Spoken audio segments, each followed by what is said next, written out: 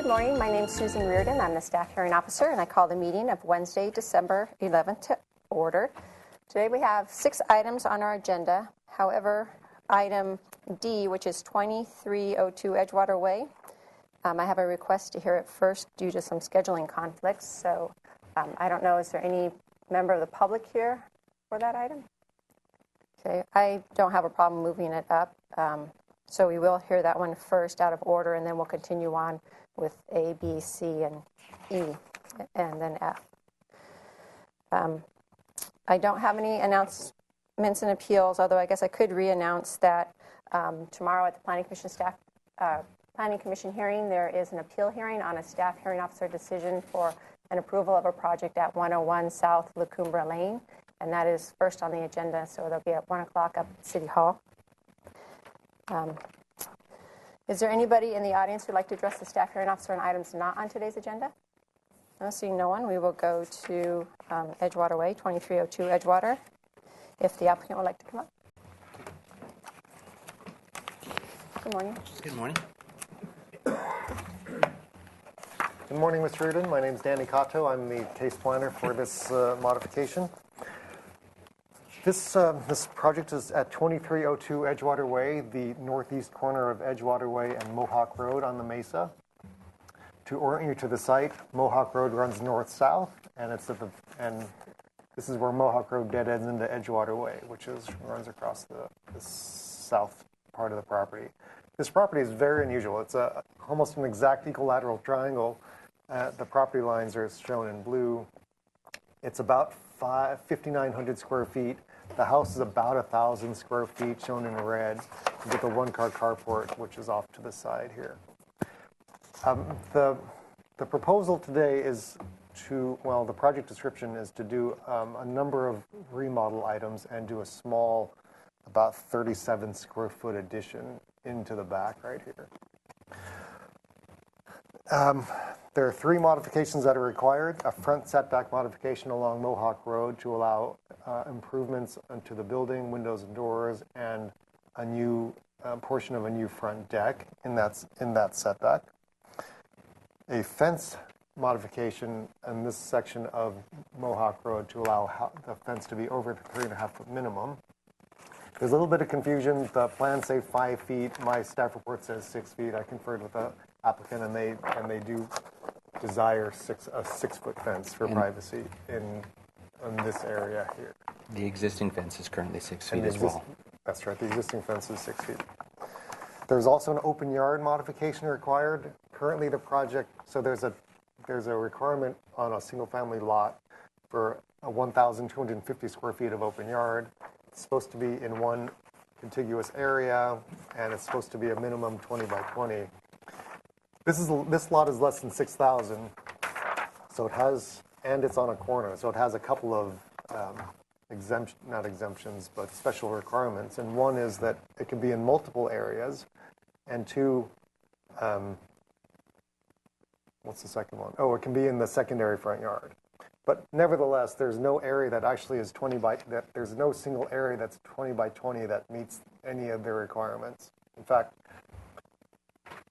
yeah, okay, let's just leave it at that. However, if we took, so what we did, because we're looking for what's a usable area for open yard, and we looked at what meets a 10-foot minimum requirement, and right now there's a light blue highlighter line that kind of goes to the existing building, and if you take this whole area, it's almost 1,200 square feet, and if you add the area in here and take this green line, it comes out to about 1,170. So this blue here is 1,200? No. No, 592 is the blue, and then you add the 554, which is this section over here. That's in the secondary front yard. Right, the whole thing in total, even the whole thing doesn't quite meet the 12. It's 1144. 1250. 1149. So, and this small addition would reduce it by about 90 square feet, and the portion that no longer would be counted as part of even this non-conforming open yard is this kind of cross-hatched area in here.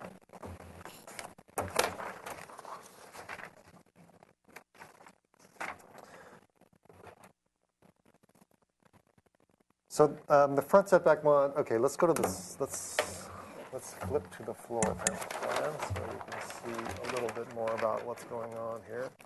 So now, to orient you, Edgewater Way is down here, Mohawk Road's over here. Here's the house outline. In blue is the little addition. The setback line is this dotted line right here, and you can see that the house encroaches out into it, as does this proposed deck. There's a new door proposed and some window changes on this side, which staff supports. It seems like a pretty minor floor plan changes on a single-story building. On the fence height modification, again, you can see where the fence, this follows the line of the existing fence. It's existing 6 feet high, goes from the house out to Mohawk Road and up to the property corner. That's an existing situation. They want to replace it with a new fence in the same location and the same height. If I don't mind me clarifying, the existing fence is on the property line at the single-family design board. They made a request that we pull it back 6 inches and put vines along here to deter any type of graffiti and stuff. So we're moving it this way 6 inches. And so we support that modification. It's a pretty standard modification to allow privacy for a backyard on a corner lot. The open yard mod, again, there's no space that meets the current requirement, but there is about 1,200 or so square feet of usable open space. And, you know, it's the existing open space. Again, this only encroaches about this takes up about 37 square feet of it, but because, you know, if we're using a 10-foot minimum dimension, then it takes out about 90 square feet of that area. But it's still a usable area, and that's the historic spot for it. It is a constrained lot with two front yards and this irregular shape and small size. So we support the open yard modification as well. I'm not sure if this is worth mentioning here because there's a window that's shown in this portion of the building. It's shown on the plans bigger than how it exists, but to make it bigger would require modification because it's in the front setback here, and so there's a condition that it just has to be the same size. So to conclude my staff report, staff recommends approval of all 3 of the modifications, making the findings in the staff report and subject to the condition that this window remain the same size. Okay, great. Thanks. Just to clarify one more time, when in your staff report you say there's 1770 1170. Or sorry, 1170 square feet of open yard area.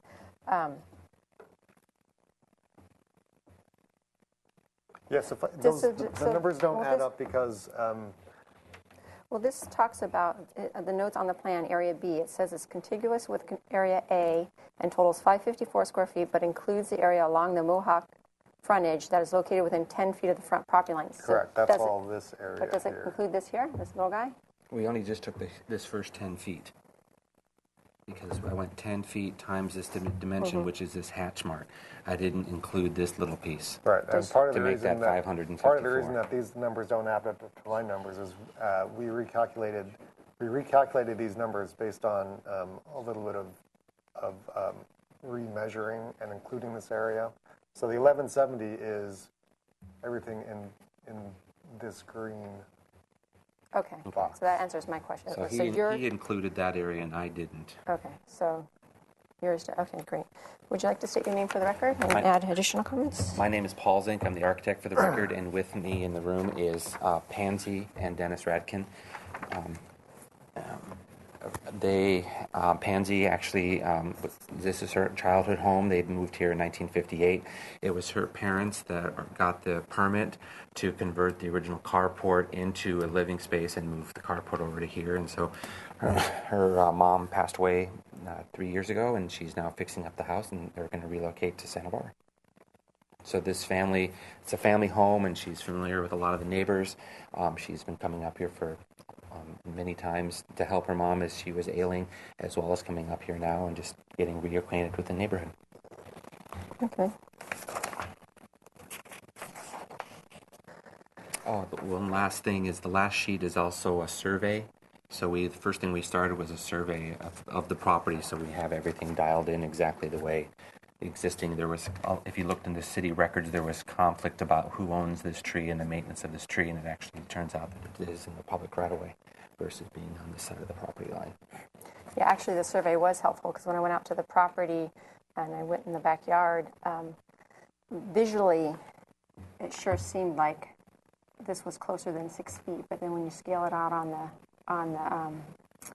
survey, there is, it is just at the 6 feet. But yeah, visually, it sure looked like it was encroaching more. And then this part is 5'2" at the corner of this garage, but that's what the zoning was at that time. Yeah, existing non-conforming. Okay, great.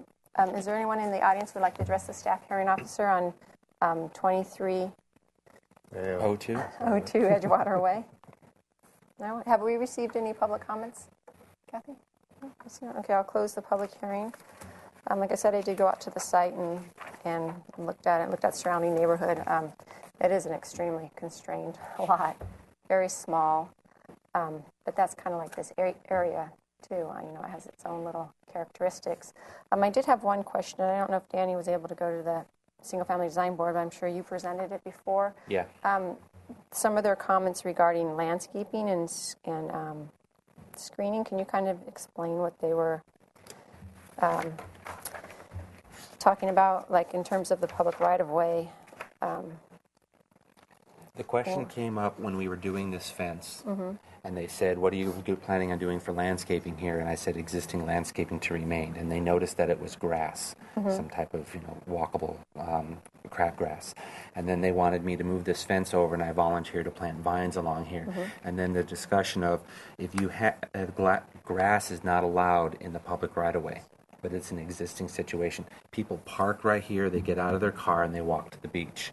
And the grass has just been here, and they've been maintaining it, so it's existing non-conforming per se, even though there's no real, landscape plan to prove its legality. Then the discussion went further on down the road. Well, this landscaping over here is greater than 8 inches in height. And I said, well, what I'm going to be doing is I'm cutting all this landscaping to a height of no greater than 42 inches for all the clearances. And if you notice, they've been maintaining that kind of openness. But pictures too. Pictures. But the width of it, because of where the property line is and where the public right-of-way and where the asphalt is, some of that landscaping is greater than 8 inches in the right-of-way. And my point is, it's a beautiful corner garden that everyone enjoys as they walk. It's basically a hedge or a buffer between the two. But as long as we maintain the visibility for automobiles, there shouldn't be a problem. And they said, well, if staff hearing officer wants you to remove that landscaping, we're going to want to have a permeable surface. And then they won't let me have grass because grass isn't allowed. And then the conversation went to people park here, and the more landscaping, or if we get rid of our landscaping, then we'll have more cars parking here, which impedes that corner. Okay, here's a view from the street. Right. So our intention is not to change the corner. Right now, it's a beautiful Victorian garden that everyone gets to, look into.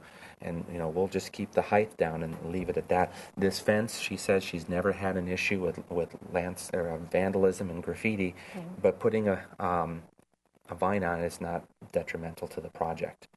And then, like I said, this grass here is something they do currently maintain. Okay, great, thank you. Well, in regards to your request, your modification, the front setback modification to allow the alterations to doors and windows, I think that is an appropriate improvement in the lot. It's not going to affect any off-site neighbors or the public realm. In regards to the raised deck, as noted in the staff report, we do allow encroachments of decks that are 10 inches above grade, so the increase of 4 inches, is that a big significant difference? I don't believe so, and it's not new habitable space. People use the front yard for a variety of things, kids playing and stuff, so the fact that there's a small area of the deck that encroaches into the front setback, I don't believe that would cause a significant impact. In regards to your fence height modification, 5 feet versus 6 feet. I think 6 feet is an appropriate height, and given, again, the layout of your property, the fact that there is two street frontages, and that is the main area for, private outdoor, your typical backyard area, I think that is appropriate too. In regards to the open yard modification, it concerns me a little because it is such a small lot, and there is a lot on there. However, your house it's not huge, and you're not asking for a big addition. The total square footage of the living area is just going to be over 1,000 square feet. So your house does provide a nice setback from the street. It's greater than what is required in the majority of the areas. And even if the deck wasn't proposed, there is additional area that doesn't meet the zoning ordinance requirements, but it does provide that on-site area to recreate. So I think that modification request is appropriate too. In regards to the landscaping in the public right-of-way, sometimes I get involved with it and sometimes I don't. If it's a big, tall hedge, I have required it to be reduced. The concern in this area is the fact that there are people that park here and use the beach. So I would like to just add a condition that the engineering staff or transportation staff review the landscaping in the right-of-way for safety issues. And you've said you've already consulted with them and talked to them, so it's probably not an issue, but just having it as a condition that they be consulted, since they are the ones that have the authority to approve overheight vegetation or overheight things or encroachments into the public right-of-way. They'd be the ones that'd be most appropriate to review it in this case. So if you're open to that condition. And if they make us remove it, then we just remove it and do what they tell us? Yeah. Okay. It's their purview. It's their purview. Yeah. And I don't, in this instance, believe it's something that I really need to dictate. I would leave it up to their professional opinion. Do you have an opinion on how it looks right now? That at least could be put in the record saying that it looks pretty and well, a shame to see it be removed just to satisfy the current laws on the books. Well, it wouldn't be removed just to satisfy the current laws on the books. It'd be removed because it would be a safety hazard. Okay. I think even if it looks pretty, if it causes potential safety issues with people, I think the safety trumps in my mind. Okay, I'll agree with that. Yeah. So. And if I could add, the only portion that we're talking about is kind of this area here and this area here. They don't have the authority to have correct, to but be as soon less as than I 3.5 chew this down, here. then basically I'll have to just re-landscape this whole parkway.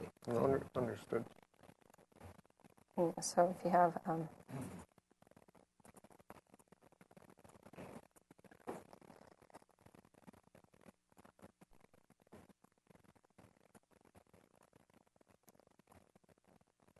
So with that added, with that condition, I can approve your project, the modifications that you requested, making the findings outlined in the staff report, and my action is appealable to the Planning Commission within 10 calendar days, and they have oversight authority of all my actions, and if they felt this warranted additional discussion before them, they could call it up during that same 10-day appeal period. Okay. And if that was to occur, Danny would contact you. Thank you very much. Okay, sure. So now we'll go back to item A,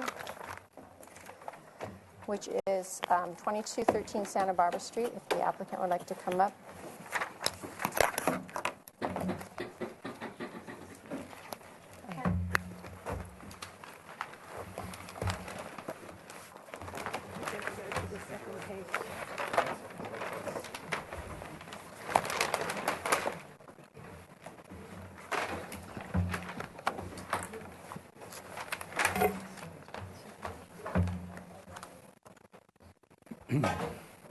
It's still not clear, huh? It is not. Almost is on that side. It's Clearer on that. It's crisper on that side. Yeah, they just replaced it. We used to have a big screen, so it was bigger, and they just replaced it. It's blurry. Hey, sorry. It's fine.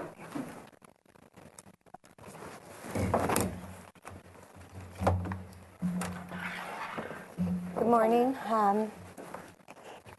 Joanne LeConte, case planner for the project. The property is located at 2213 Santa Barbara Street, basically between Los Olivos and Pueblo Streets. Existing development on site consists of a two-story residence with a two-car garage, a one-car garage, and a one-car carport, and a upper rear deck in this location here.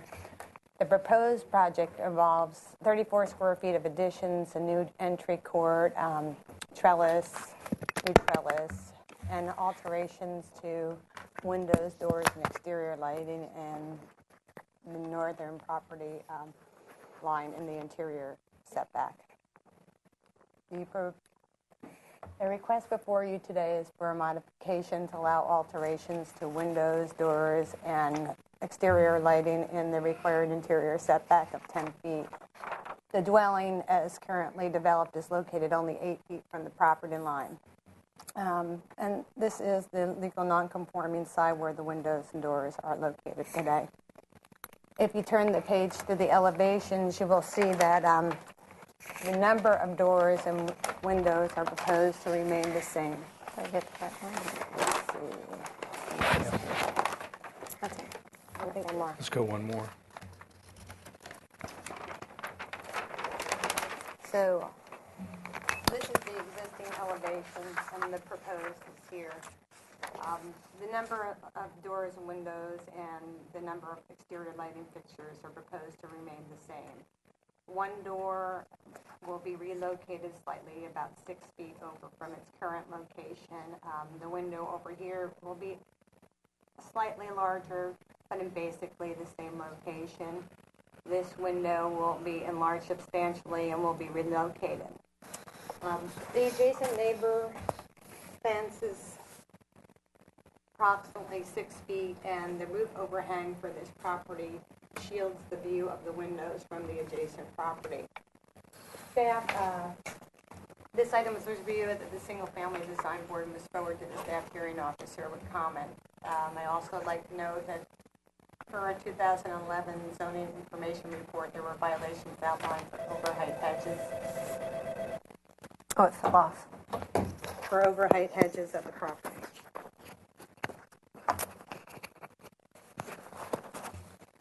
So a condition has been added to the project so that the hedges will comply with the requirements of the municipal code.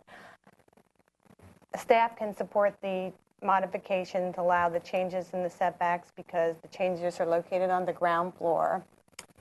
The windows and doors are partially screened from view by the adjacent neighbor's fence as well as the roof overhang for the dwelling. And the changes are not anticipated to adversely affect the adjacent property owner. So staff would like the project approved and supported subject to the findings in the staff report and the conditions. Okay, great. Thank you.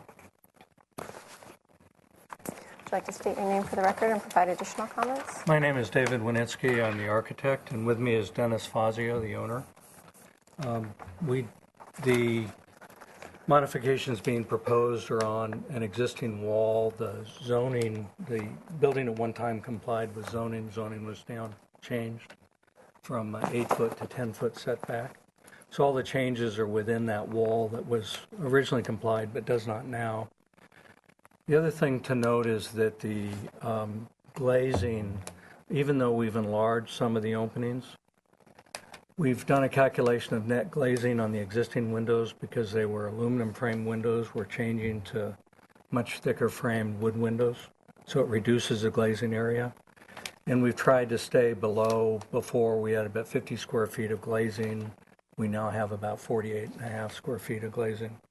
So we tried to stay below the existing glazing, not increase glazing, and therefore light influence on the adjacent property.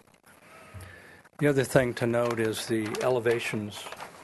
This is a section through that area of the site.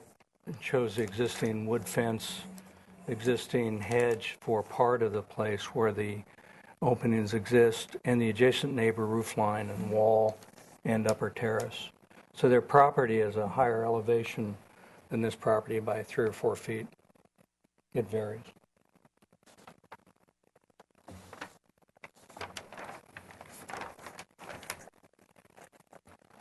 In relation to the additional conditions, we've done extensive research on the existing hedges historically. Gil Garcia, who's the adjacent neighbor on the uphill side, his property is immediately there. His had a similar situation when he did his project. The hedges on both properties is, you can probably see it better from some of these photos. The hedge is contiguous to both properties. And this is the property that we're talking about. This is our property here, and this is Gil's property. And the hedge and stone wall is one continuous element. And Gil's, there's no property separation beyond about where the building line is. The fence only goes to that point. And the yards are open to both properties. And Gil's probably more concerned about the hedge issue than we are about privacy in the front yard. And he spoke at the Single Family Design Review Board about that. We looked at all the archives available. We talked to the city historian and cannot find photographic evidence. We went to the Mission and looked at all of their historic library. We went to both libraries, downtown and UCSB, and reviewed the historic archives on both of them and could not find direct photographs. What we did find was this aerial photograph. Let me orient these the same way. From 1956, the conditioned year, I think, was 1957, that met the test of whether or not the hedges existed. And it's very hard to see in stereoscopic view at UCSB. You can actually see the hedge line, the sidewalk, only went from the corner of Los Olivos up Santa Barbara Street to the edge of our property. There's no sidewalk then where the Poor Clares convent was. And this was all of their property at one time. And the access into their main entrance to their property was here. There was a secondary entrance where our driveway, and there's two stone columns at the stone wall. They show in the other photographs. They were part of that original system through the convent. And so we can't make direct photographic evidence, only what you can see in this aerial photograph of the hedge line that appears to be outside of where the sidewalk area is. Clearer in stereoscope, but not very clear in photographing one of these frames.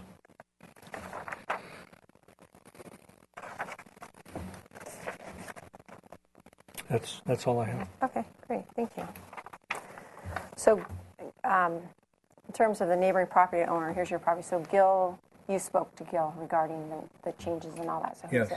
Okay, so he's the one immediately adjacent. All right, Correct. thanks. I'd like to open the public hearing. Is there anyone here who would like to address the staff hearing officer on 2213 Santa Barbara Street? Did we receive any comments on none of the items? All right, so I'll close the public hearing. I did go out to the site and visited, saw the setback there and looked at the adjacent property. And normally I have concerns regarding doors in the interior setback because of the lighting, and just that's more obtrusive to the neighbor. In your situation, there are existing doors, so it's an existing situation. You're actually approving it by upgrading and bringing the lighting up to current code, which helps to mitigate that potential concern. I mean, this is the laundry room door, right? Correct. Okay, and there's no changes to No that change. door. It's just these up here and then the lighting. Yeah, given it is an existing situation and you are improving it as you explained in your presentation with the glazing and then again with the lighting, it's a supportable request. I could make the findings outlined in the staff report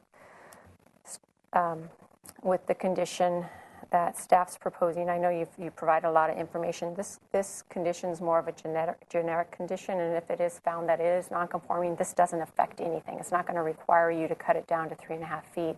It's just saying you need to comply, and there is recognition for nonconforming situations in our code. So I think that that's fine to leave that in as proposed. Okay. So I'll make the findings. the finding outlined in the staff report with that condition and approve your project. My action is appealable to the Planning Commission within 10 calendar days. And they also have oversight authority of all my actions, and if they felt this warranted additional discussion before them, they could call it up during that same 10-day appeal period. And if that was to occur, Joanne would contact you. Okay? Good. Great. Thank you very much. Thanks.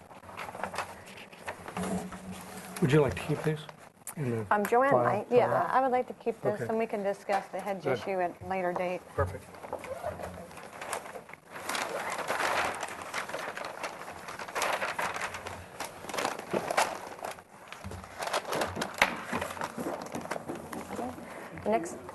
The next item is 613 East Victoria Street, if the applicant would like to come up. Hi. Sorry.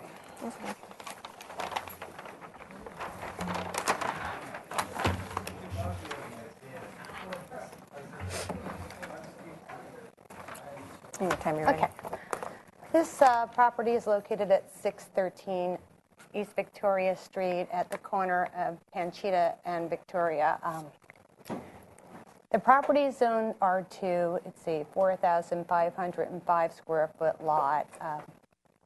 The current development on site consists of a one-story dwelling, 965 square feet, a detached one-car garage, as-built unpermitted addition and trellis, and as-built site walls. The proposed project involves the demolition of the unpermitted structures, the construction of a new 219 square foot one-story addition and trellis, permitting the as-built site walls, which range in height from approximately 3.5 feet to 6 feet in height. The project will address violations outlined in a 2002 zoning information report. This property is a contributing historic resource to the potential Bungalow Haven Historic District.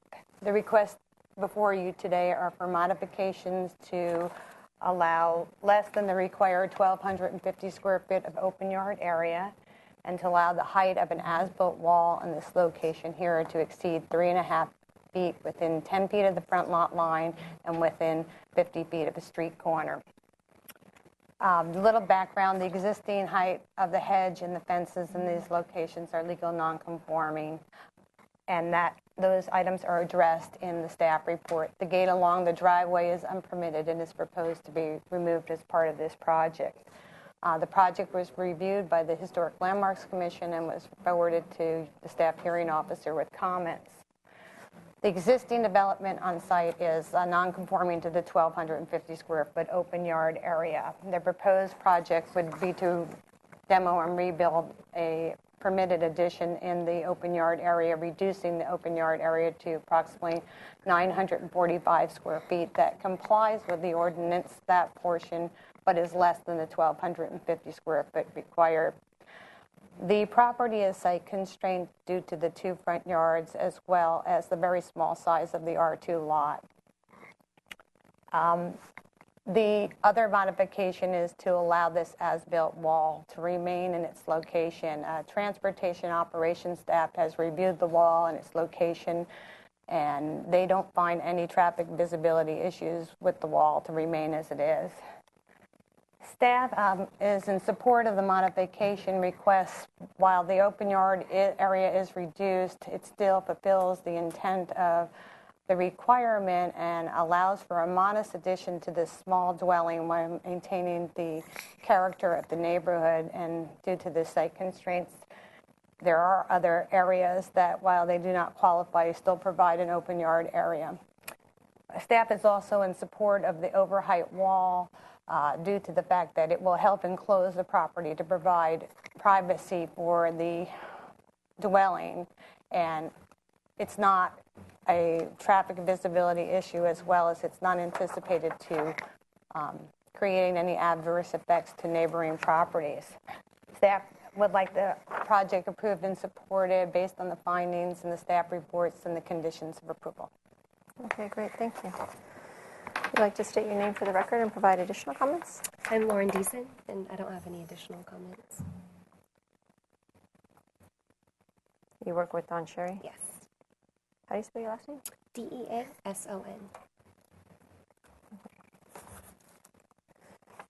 Right. I'd like to open the public hearing. Is there anyone here who would like to address the staff hearing officer on 613 East Victoria Street? No, seeing no one, I'll close the public hearing. I did go out to the site and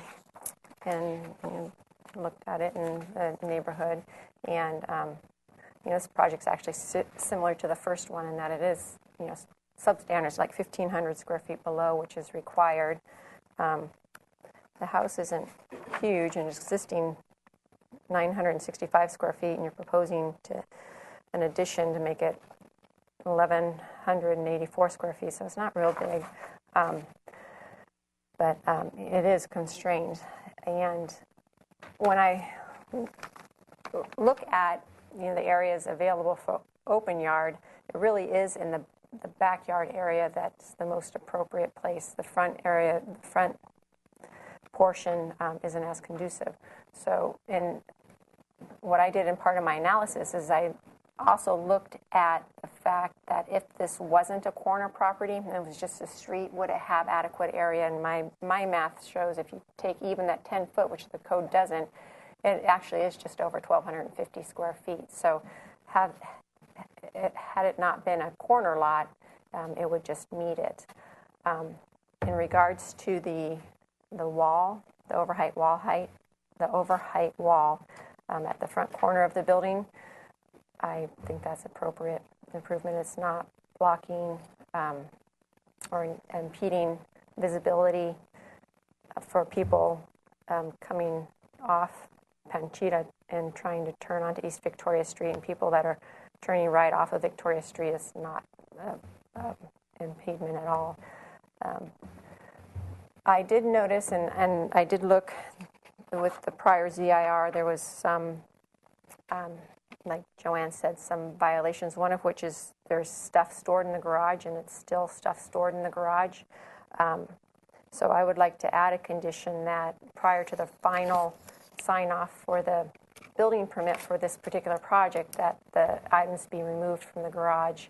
And I'm not sure if the garage door is functional or not, that the garage door be repaired, or I'm not going to require it to be replaced, but be repaired so that it does work and the garage could be accessible and available for parking. But in regards to your two requests, like I said, the fence in the front, first 10 feet and within 50 feet of the corner, I think that is an appropriate improvement. And the open yard area, although it doesn't meet the code requirements because it's 945 square feet, if you take the sum of the whole area, it does meet. It's just over it, and it provides adequate area for the occupants of the site. So I could make the findings that are outlined in the staff report, including the 3 conditions that staff proposed, all regarding the existing hedges, and then, the third one's regarding the gate, which Joanne explained, and then with the additional one, number 4, that the garage be open and available for parking, I can approve your project. Okay, great. My action is appealable to the Planning Commission within 10 calendar days, and they also have oversight authority of all my actions, and if they felt this warranted additional discussion before them, they could call it up during that same 10-day appeal period. And if that was to occur, Joanne will contact you. Okay. Okay? All right. Thank you. Thanks.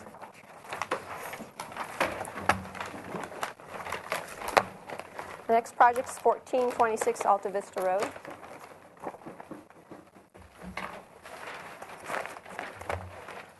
Good morning. Good morning.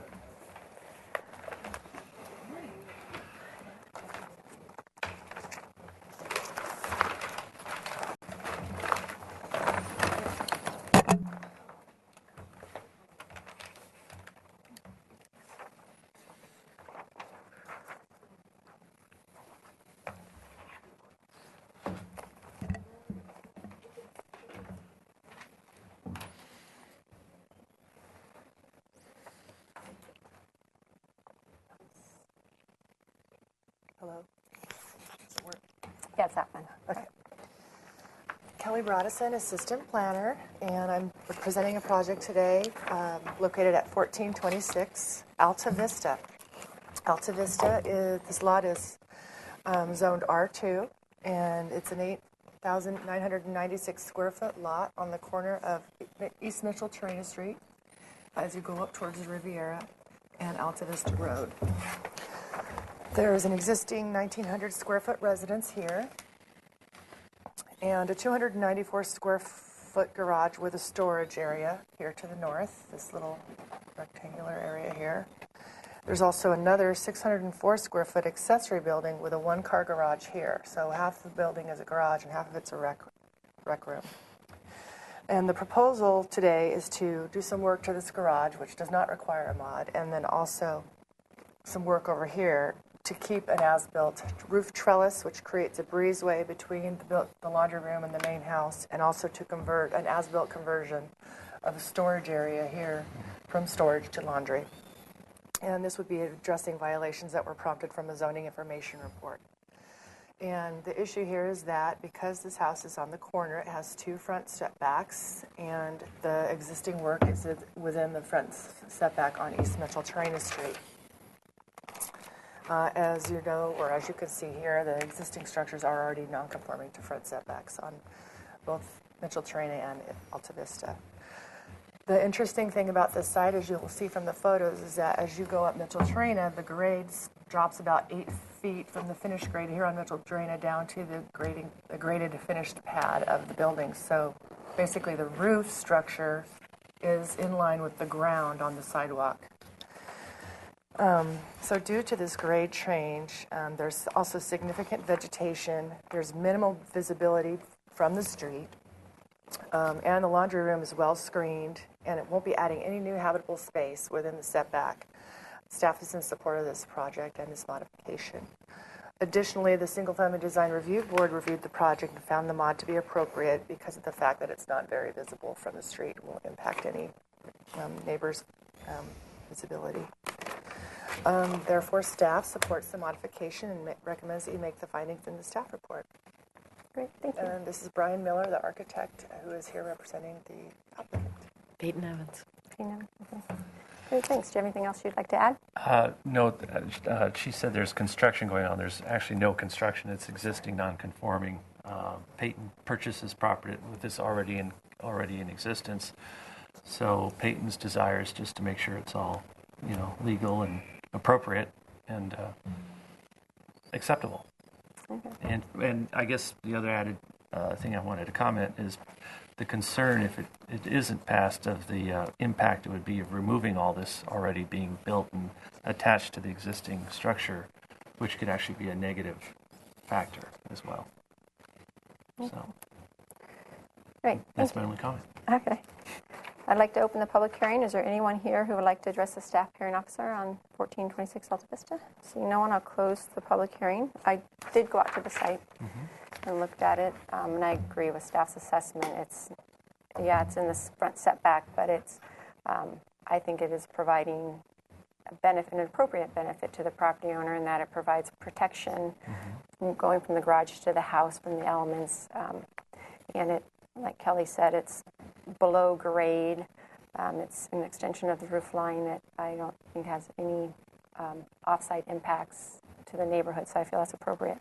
I did walk down to see in this area too, and I know this part's not part of my approval, but it talks about this existing gate removed. It's still there, and I couldn't open it. I had to come in down from this way, and so I would like to add a condition that just ensures that this gate's removed prior to the final sign-off for your permit.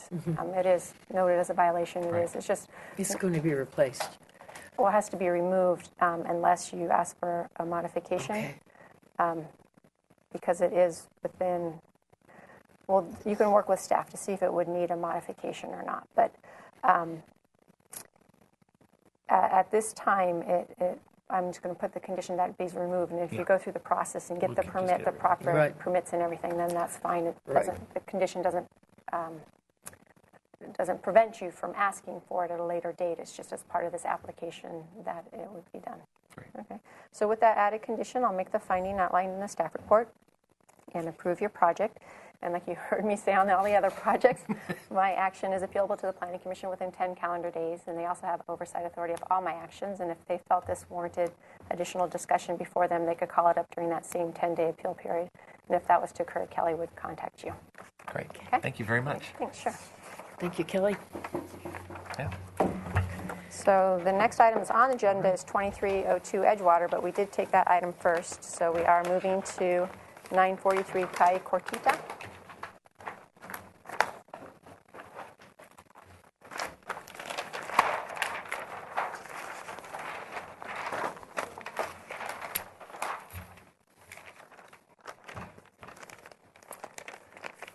The applicant was in here today.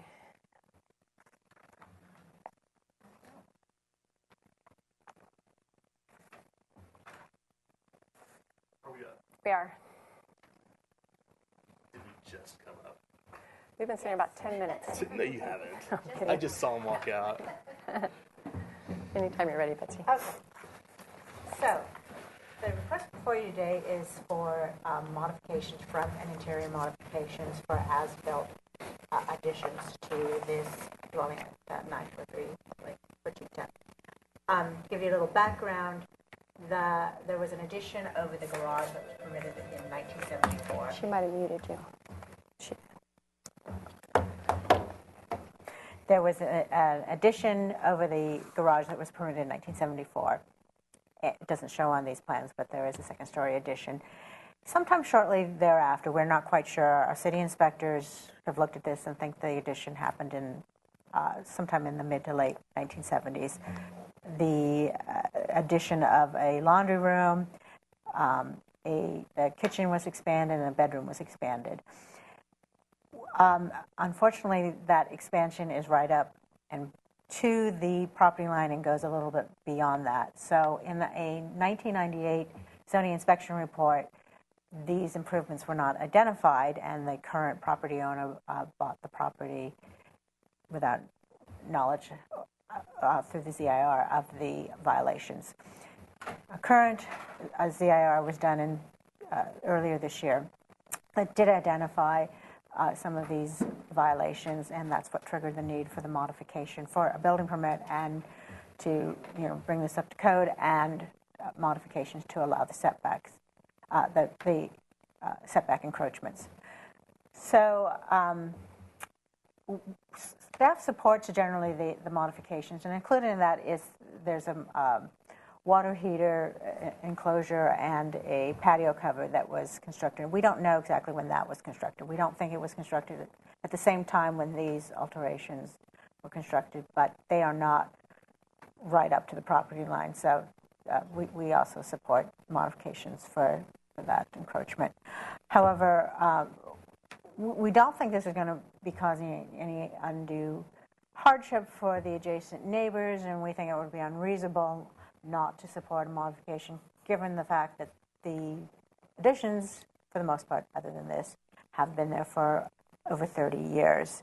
But we are requiring that as a condition of approval, that the applicant ensure that, in whatever manner they do this, that the actual addition does not encroach on the neighboring property. So that's our condition of approval that we would require. Otherwise, we are in support of the modifications. Okay, great. I don't have any questions right yet. Would you like to state your name for the record and provide additional comments? Is this on? Yeah. Great. I'm Jarrett Gorin from Vanguard Planning. I represent Ms. Childress, who's the owner of the property. And first off, we want to say that we appreciate that the city has acknowledged responsibility in how this sort of came to be, and the degree of effort that everybody on the city has put in helping us to resolve this. It's a mess. It's a mess which has changed shape a couple of times, and we feel like you guys have been really cooperative every step of the way, and we appreciate that. So thanks for that. Just a little clarification about the encroachment. It's a little strange, so I want to make sure it's really clear. This retaining wall that's in red that's an existing retaining wall and was permitted, and it was probably built when they developed this entire subdivision. The property line splits that retaining wall more or less in half. So the actual surveyed property line goes through that wall, and a portion of that wall is on our property and a portion is on the neighboring uphill property.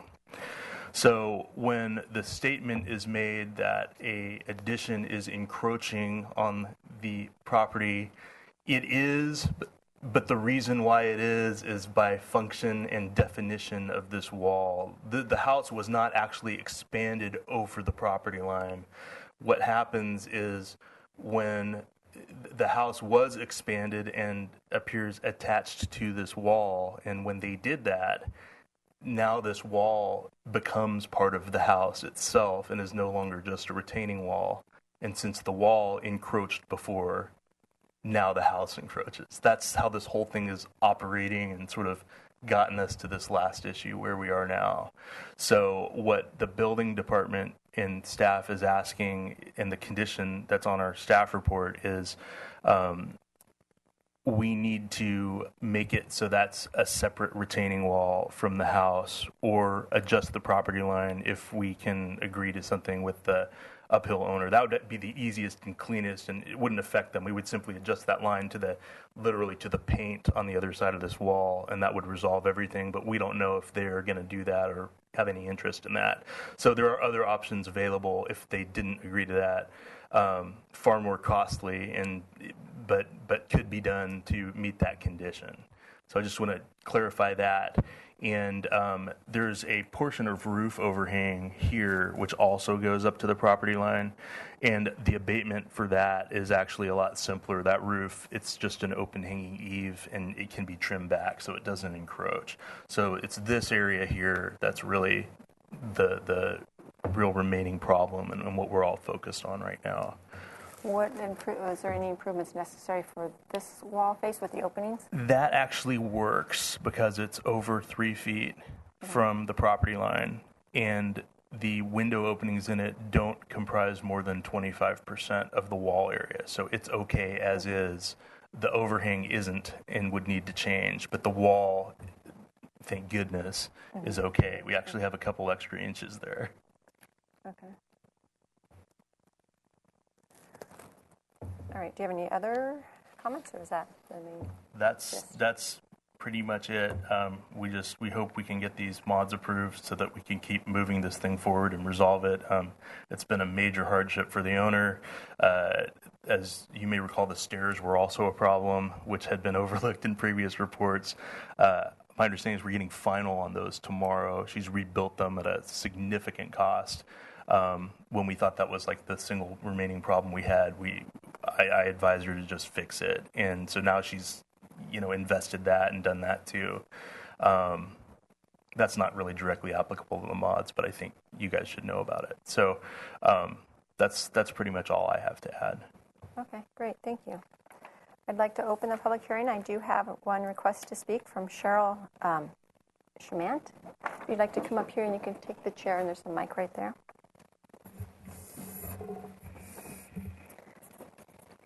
Good morning. I'm the neighbor, and we're concerned with safety issues and liability issues. That portion, he's talking about cutting back the roof. The gutter actually overfills. Oh, okay. And This is your house here. overfills and drains onto our property.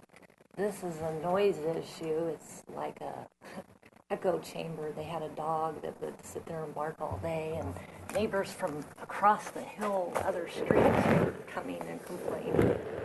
There's a photo of that here, too. So maybe if that could be cut back quite a bit, that would help. Another problem, we're concerned with the setback, not the wall being on our property. That's fine. They rent out to renters, 20, 30-year-old adults who have boyfriend, girlfriends, smoke, they have parties, things like that. And we're concerned, this is in the setback. It's a laundry room, vent, fires. The kitchen is close to the setback. It's all fire issues, even the water heater, renters don't take care of a house as much as an owner does. It's a safety issue. And another problem we have is whenever her friends, workers, she needs access to the roof. She comes around, uses our property, climbs up onto the roof. That's a liability issue. I've talked to her many times, asked her, she's agreed, I won't do it, then she does it. Another issue, this upper bedroom window up here, her son, a friend, went out. The friend jumps off the roof, catches his foot, almost falls. He didn't, but he could have. I mean, if they're having parties, people can go out there, come off over the roof. If you had a teenage son, they might, leave at night. Looking at the pictures, you can see it's not super high, maybe 4 feet to the roof, so it's easy to come over. So is there any way, some kind of recorded agreement isn't going to work, but we need to somehow separate so that it's not an issue. Then it's not a problem. That's, what we're looking for. Okay, great. Thank you. I'd like to close the public hearing in just a minute. Close the public hearing. First, I'll see if staff wants to respond to any of the issues. Well, I think those are fair comments from the neighbor that we can try. Maybe there's something that Jared has some ideas of how we can address. Yes, Jared, if you'd like to. Okay, so I just for the record and to make it completely clear, and I don't know if Ms. Schmidt knows about this, but the whole reason this all came up is the owner is selling this house and has in fact vacated this house. Right. All the comments I heard are definitely valid concerns. I can appreciate all of that. They all seem sort of related to this owner. I wasn't aware of any of these things, but I have no reason not to believe that they occurred. But in any case, this owner is no longer the owner of this house and doesn't live there anymore. She's moved down to Burbank, and the house is vacant, and it's in escrow for sale. And the reason the ZIR was done was because of this escrow. I can see a few issues that Ms. Schmidt brings up that could be handled in an agreement between the property owners, and I'm not opposed to that, and I don't think there would be any problem with that. We need to talk with her, obviously, outside of the hearing to do that, and I would hope the city's not going to condition that because it would depend on the agreement of a third party for a city condition, but I can commit right here that I'll talk to her right after this hearing, and there's other issues to talk about, and we can sort that out in the course of all those issues. And I think we could satisfy, because the new owners this is a second home for them, but who knows who will own it after them. And we could probably come up with a way that fully addresses this going forward so that the neighbor doesn't have to worry about these things. Yeah, something to solve some of the privacy issues. I think that could be. They never enforce because It's okay, I have closed. Okay, great, thank you. I could think of a couple responses regarding the potential fire issues. That is a concern, being that buildings are up to the property line, and that's why the building official is taking a real hard look at this to make sure that they're not increasing the potential hazards between the two properties. That's why you need to cut back the roof line. You need to provide the fire separation in regards to the venting. That's a code requirement, so that will be looked at as part of the code requirements.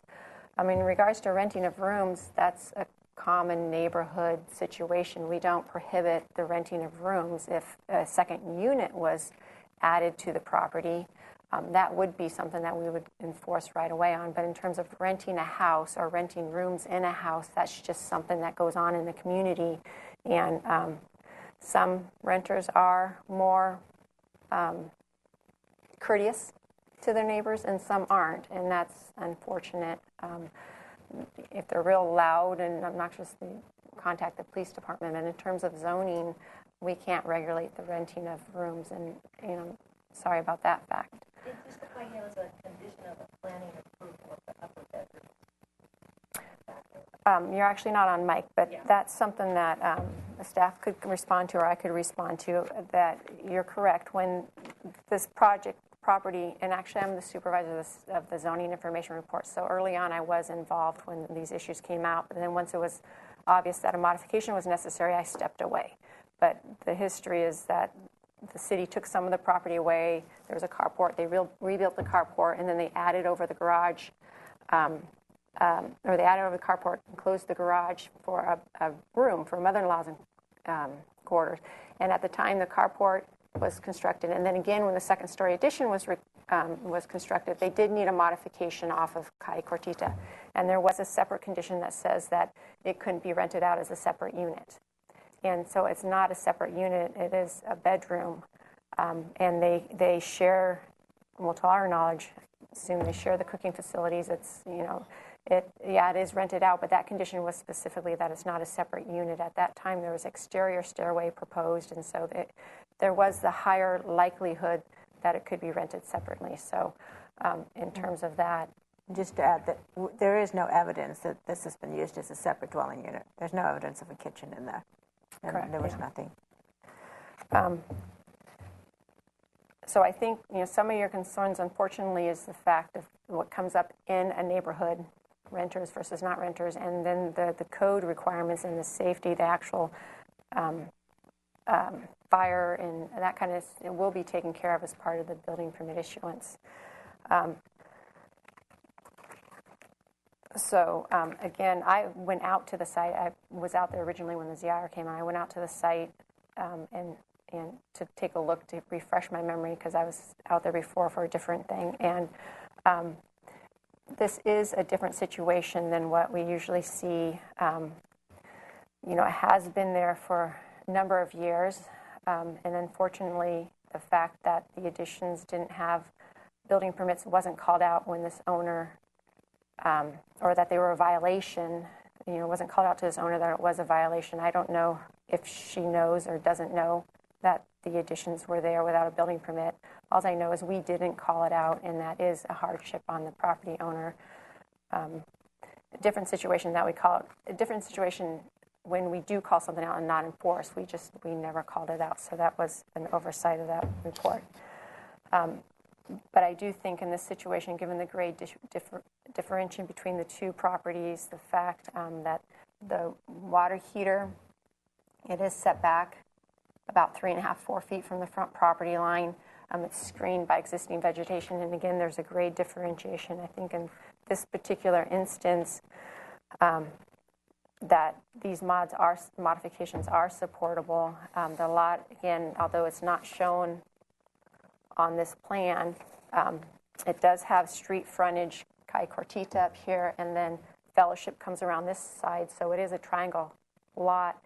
It's squeezed in, and there's very limited opportunities for improvements to the house. So I think that the modification is supportable, especially with the condition that it be demonstrated that the addition is on your property. I do want to make amendments to the findings that were proposed in the staff report. I don't know if you have it in front of you, the staff report. What it reads right now, it says the staff hearing officer finds that the interior and front setback modifications are consistent with the purposes and intent of the zoning ordinance and are necessary to prevent unreasonable hardship. That would stay the same. The next sentence says, none of the requested improvements are anticipated to cause an adverse impact to any neighboring properties or the public. What I want to change is the next one to say the additions appear to have been constructed over 30 years ago and have had no impacts to the adjacent property owner or the public. And then the next line would be changed to, it says, further, due to the fact that the city did not inform the current property owner who acquired the property in its present condition that these additions were zoning and building code violations, it would be an unreasonable hardship to require that the improvements comply with the setback requirements. So it's saying pretty much the same thing, it's just changing some of the wording around.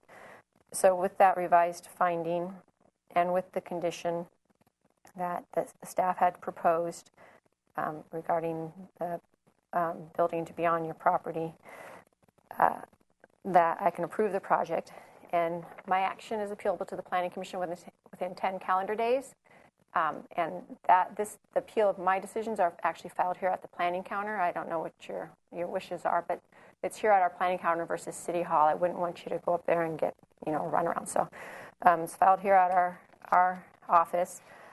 They also have oversight authority of all our actions, and if they felt this warranted additional discussion before them for some reason, they could call it up during that same 10-day appeal period. And if either of those were to occur, Betsy would contact you. Okay? Thank you.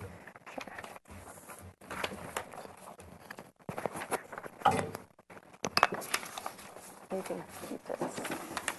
Our last item, 1701 La Vista de Oceano.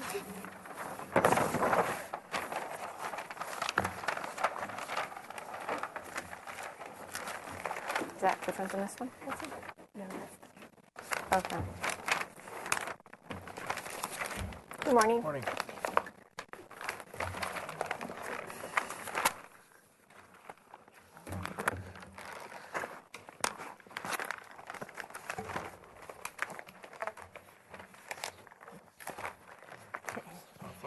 Yeah. Oh, is it flipped around? Oh, sorry. I want to see them. They already know what they are. Let me...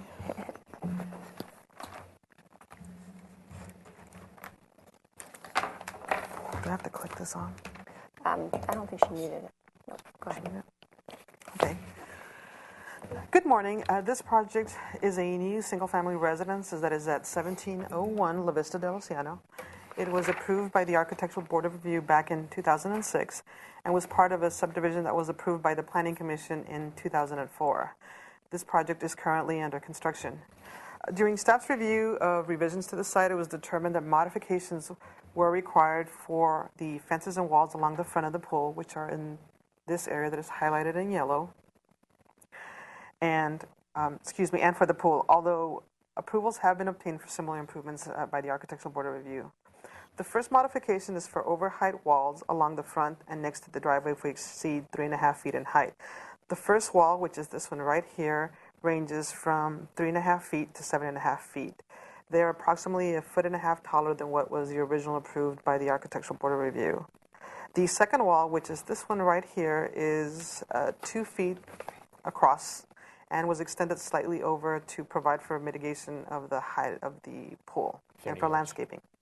And then the third wall, which is a portion right here, is a guardrail that's on top of the patio area, which is 3.5 feet. There is also a wrought iron fence along the side of the driveway, which is 4.5 to 8 feet where the top of the column is, and that includes also a light fixture that's on top. And when the walls are within 5 feet of each other, the combined walls are measured from the lowest point. Therefore, although some of the walls are lower than 3.5 feet, they are technically considered taller as defined in the ordinance. The second modification is for a pool, which is shown right here, that is encroaching in the front yard setback. The pool is approximately 9.5 feet from the front lot line, which is right approximately here. The project was reviewed by the Single Family Design Board on November 18th, 2013, and they found the solution to be aesthetically pleasing and forwarded the project with positive comments to the board, to the staff hearing officer, The part of this was based on the quality of the construction and the landscaping, which is a key component of the site, which also provides relief for the site. And let's just turn it over to the next page so you can see the elevations.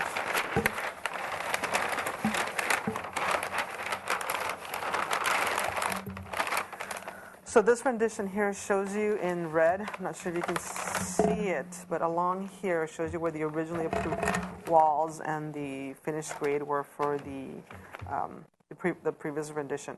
And it shows you the red line on the second line right there where the second wall was and the third. It's actually very similar when you look at the total heights to the originally approved plans. We did have an adjacent neighbor from 1645 La Vista del Oceano that was present and expressed support for the project. Since then, I did receive a phone call from one of the neighbors who had some concerns regarding the massing as they saw it down La Vista del Oceano. I did ask him to come and look at the landscape plan because we thought that was one of the reasons that the Single Family Design Board was also positive about the site, that a lot of the massing was mitigated through the landscaping. I'm not sure if he had an opportunity to see it, but I know that he is present. Staff recommends approval of the modifications given that the revisions to the pool provide for better site circulation in this area. It also, the walls and the fences provide functions for the site in that they retain the soil given the grade differential from the street level to the top of the first level of the residence. They are designed to secure the site and meet minimum guardrail requirements. Therefore, staff recommends approval.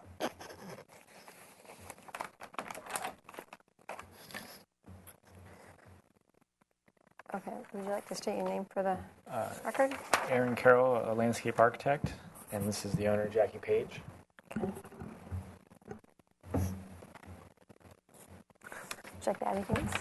I don't think I need to add anything else. I think Maricela gave an excellent presentation. Okay, so I do have a question. Here's photos, and I actually went out the site with Maricela. She was so. Here's the front wall that's over in this corner, and then it continues along. Here's the area where the pool is going to be. It continues along, and then here's a little 2-foot wall, and then the patio wall behind it. I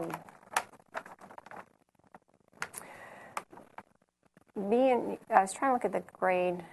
I know we looked over here. So the grade, eventually, are you going to be coming back and asking for a guardrail along the top of here because of the grade?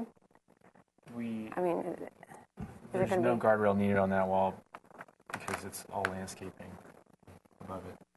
Oh, okay. Not active area. Right. Okay. And this small wall is going to be extended over. So what you saw out there isn't exactly what we're proposing. That secondary small wall is coming across. So is that small wall, then, is it going to be, well, see, on this plan here, it shows it terminating, but then... Right. Currently, it ends right here, and we're proposing to extend it past the pool to lessen the apparent height of this infinity edge. So this doesn't show it here, though. This No, one... This right here is that corner of the top of the right, guardrail. that's the patio. This other wall that you're seeing is the one that's going to get extended out. Okay, and then I saw the tape. You had put tape up to give an idea of, here, so you can see it here, in this area, how high the wall, because what you're going to see from the street is you'll see the stone wall, you'll see landscaping too, you'll see this connected. And then what's in this area is going to be the face of the pool with like a fountain, it'll kind of look like a fountain, like overflow water from the street, Right. or is it going to be, it's not going to be... The face of the infinity edge will have this tile on it, and that'll be 5-foot high infinity edge, which will also function as the pool fencing in this area. So this needs to be 5 feet. So there's not going to be actually water, because sometimes they have infinity pools that it just looks like, goes out the horizon, and then sometimes water does cascade over the side. Yeah, it's going to cascade into a gravel bed that will be flush with the ground, so that there won't be any infinity basin wall. Okay. And it will look like this with water going over it. And here's an example of an infinity edge going into a gravel bed. Yeah, okay. Yeah, that's what I envisioned. Rather than a basin. Okay, yeah. Okay. All right, I think those are my questions for right now. I'd like to open the public hearing. Is there anyone here who would like to address the staff hearing officer? Did you fill out a request to speak form, or? I have not filled one out yet. Okay, you can do it afterwards. It's fine. Yeah, that's fine.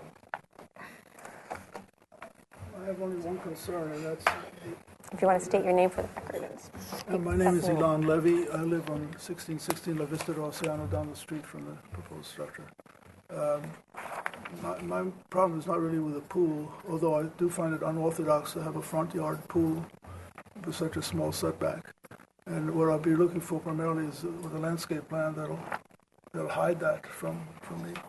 And just to show you what I'm concerned about.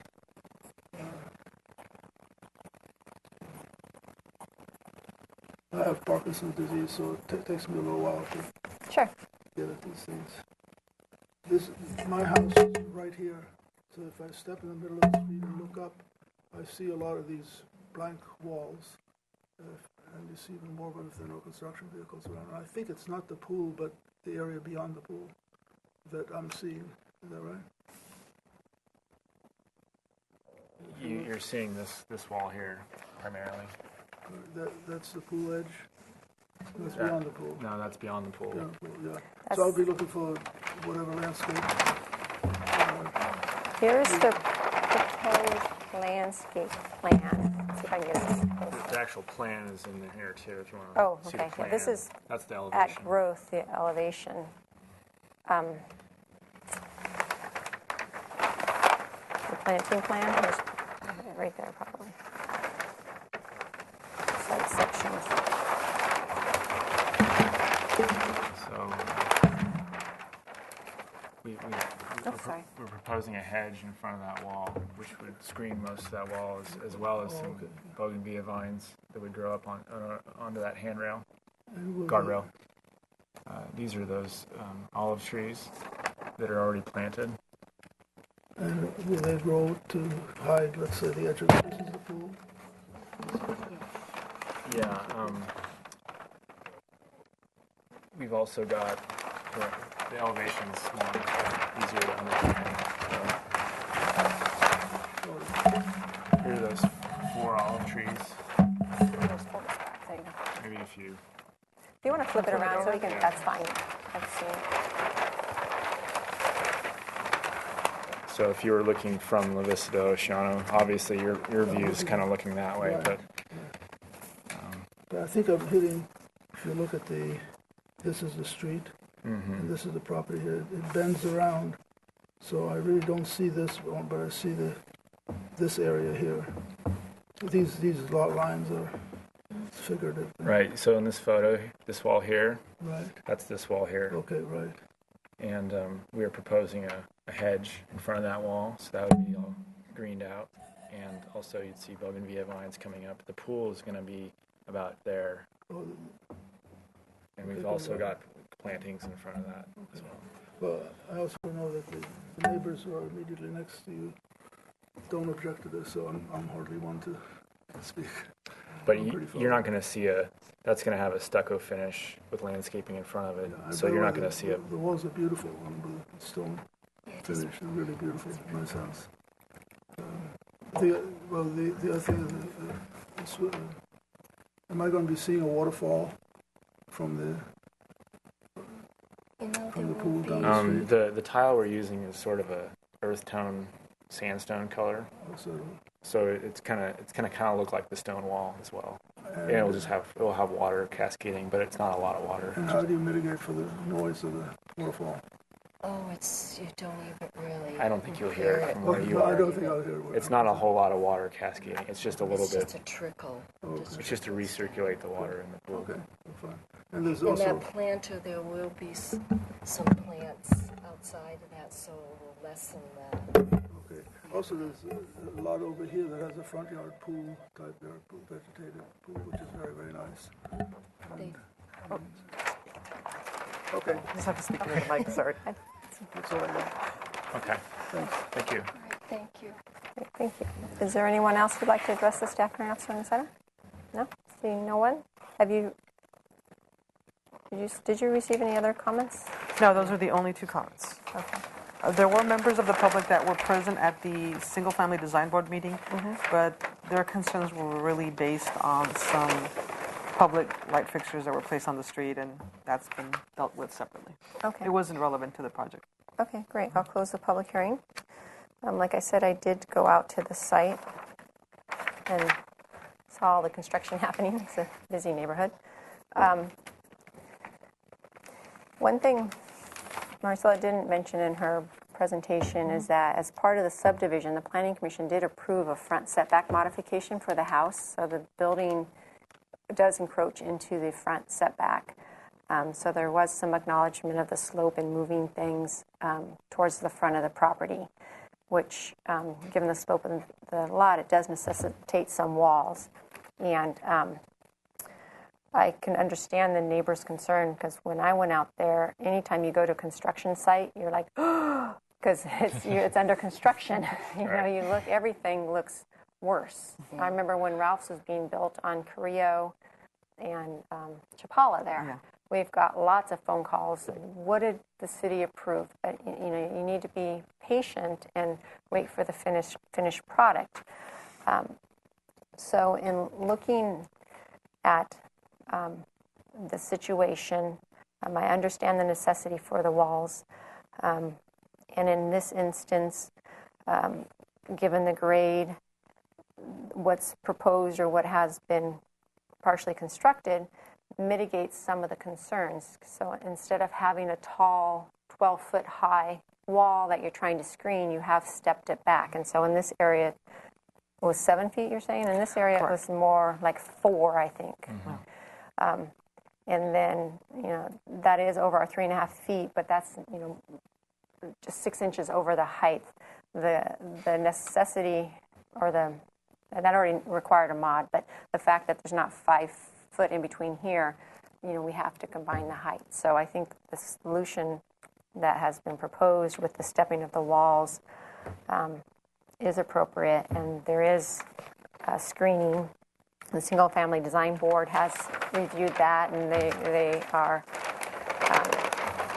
they have reviewed and suggested landscaping to help, soften the wall. So although at this point in time when you go out there, it does, look, it takes your breath away, I have complete confidence looking at your landscape plan and then the elevations that it would be screened, and these walls are necessary given the grade in what was approved earlier in earlier decisions. So I can make the findings outlined in the staff report, and staff's not proposing any conditions, and I don't believe it's necessary that I add any conditions, so I'll approve your project as submitted.